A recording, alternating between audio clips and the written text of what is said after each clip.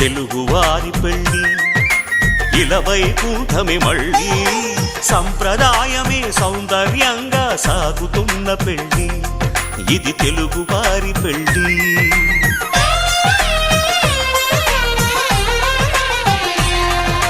తెలుగువారి పెళ్ళి ఇలవైకుంఠమే మళ్ళీ సంప్రదాయమే సౌందర్యంగా సాగుతున్న పెళ్ళి ఇది తెలుగువారి పెళ్ళి ఒకరికి ఒకరని అనుకుంటే అదే నిశ్చితార్థం ఆ నిర్ణయానికి తలవంచడమే పెళ్ళి అంతరార్థం శతమానం భవతి అంటుంది శ్రావణ మాసం శ్రావణ మాసం శ్రావణ మాసం